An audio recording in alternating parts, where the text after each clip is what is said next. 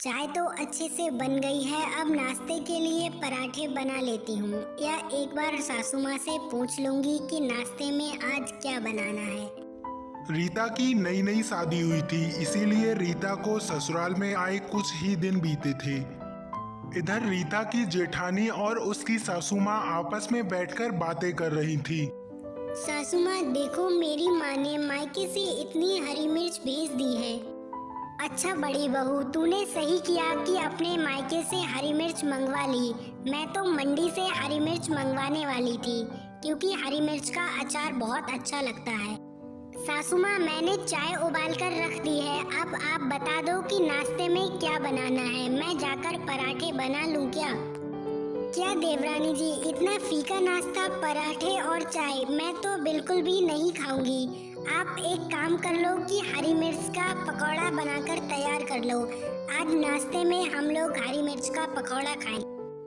जेठानी जी, इतनी ज्यादा गर्मी हो रही है और ऊपर से आपको हरी मिर्च के पकौड़े खाने हैं। इतनी गर्मी में आप लोग मिर्च के पकौड़े पचा नहीं पाओगे। बहू, हम मिर्च के पकौड़े पचा भी लेंगे और खा भी लेंगे। तू जाकर रसोई में अपने पकौड़े बनाने का सामान तैयार कर ले। रीता बहुत धीरे से स्वर के साथ कहती है। जी माँ, मैं रसोई घर में जा रही हूँ और जाकर जल्दी से मिर्च के पकौड़े तैयार कर लूंगी। रीता, वैसे तुम्हें पता भी है कि मिर्च कहाँ पर रखी है और पकौड़े तुम्हें कैसे तलने हैं। थोड़ी सी कश्मीरी मिर्च भी डाल लेना। हे भगवान, इन लोगों ने तो मेरा बिल्कुल दिमाग खराब करके ही रख दिया है। कभी कहते हैं हरी मिर्च के पकौड़े बना लो। हे भगवान, ये हरी मिर्च काट काट कर तो मेरे हाथों में बहुत ज्यादा जलन हो रही है। ऐसा लग रहा है मानो हाथों पर तेजाब डाल दिया हो। अरे छोटी बहू, पकौड़े कितनी देर में तुम तल पाओगी? यहाँ बैठे बैठे हम लोग कब से लाल मिर्च के पकौड़े का इंतजार कर रहे हैं। और कितना इंतजार करवाओगी? बस सासू माँ, पकौड़े तो तलकर एकदम से तैयार हो गए हैं। बस लाने की देरी है, अभी ला रही हूँ। जैसे ही रीता सबकी पकौड़े की प्लेट लगाकर देती है, सभी लोग नाश्ते पर टूट पड़ते हैं और बहुत ज्यादा चाव से पकौड़े खाने लगते हैं। अरे बहू, तुम इतनी दूर क्यों खड़ी हो? आ जाओ और हमारे साथ बैठकर पकौड़े एंजॉय करो। देखो कितने ज्यादा स्वादिष्ट पकौड़े बनाए हैं तुमने। इतने ज्यादा तीखे और चटपटे पकौड़े मैंने तो कभी नहीं खाए।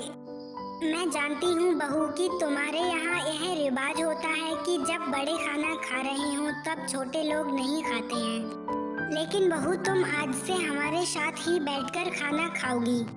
जैसे ही रीता पकौड़े खाने के लिए बैठ जाती है और रीता पहला ही पकौड़ा खाती है, तुरंत रीता कहती है। सासू माँ, ये पकौड़े तो बहुत ज्यादा तीखे हैं और आज तक मैंने इतने तीखे पकौड़े कभी नहीं खाए, तो मैं ये पकौड़े नहीं खाऊंगी। भाभी जी, अब आपको आदत डाल लेनी चाहिए। जब आप लोग तीखा खाओगे तभी हमारे साथ रह पाओगे, क्योंकि हम लोग तो बहुत ज्यादा तीखा खाते हैं। जैसे ही रीता अपनी सासू माँ से यह बात कहती है, रीता की ननद उसका बहुत ज्यादा मजाक उड़ाने लगती है। रीता की ननद कहती है। रीता भाभी, अब आपको तीखा खाना सीख लेना चाहिए, क्योंकि अब आप हमारे साथ रह रही हो, क्योंकि हम लोग तो बहुत ज्यादा तीखा खाते हैं। अरे ननद रानी, ऐसी कोई बात नहीं है। जब मैं आप लोगों के साथ रहूंगी तो सीख जाऊंगी। वैसे इतना तीखा खाना सेहत के लिए अच्छा नहीं होता है। नाश्ते के बाद रीता अपनी सासू माँ से कहती है। सासू माँ, अब सुबह का नाश्ता तो हो गया है। अब बताओ कि आज दोपहर के खाने में मैं क्या बना लूँ? बेटा, आज दोपहर के खाने में तू लाल मिर्च की चटनी और लाल मिर्च की दाल बनाकर तैयार कर ले और थोड़ी सी रोटियां भी सेक लेना। माँ जी, आप तो इतनी ज़्यादा बूढ़ी हो चुकी हो, फिर भी आप लाल मिर्च बहुत ज़्यादा खाने लगी हो। आप लाल मिर्च मत खाया करो, नहीं तो बीमार पड़ जाओगी। बहू, जितना तुझसे काम करने का कहा है उतना काम कर लिया कर सीधे, और मेरे ऊपर डॉक्टरी मत झाड़ा कर। अब जा जल्दी से रसोई घर में जाकर दाल बनाने का सामान तैयार कर ले। हे भगवान, कितनी गर्मी हो रही है इस रसोई घर में। पता नहीं कैसा ससुराल मिला है मुझे। रोज रोज ये लोग इतना ज्यादा तीखा खाते हैं। भाभी जी जल्दी से खाना ले आओ, मुझे बहुत जोरों की भूख लग रही है। मुझे दाल की बहुत ज़्यादा अच्छी खुशबू आ रही है। हाँ ननद रानी, अभी लाई रोटी और दाल बनकर एकदम तैयार है। आज मैंने बहुत ज़्यादा चटपटी दाल बनाकर तैयार की है। रीता जैसे ही सबकी दाल, रोटी, चावल और लाल मिर्च की चटनी लगाकर देती है, सभी लोग बहुत ज़्यादा खुश हो जाते हैं और अपनी अपनी रोटियां खाने लगते हैं।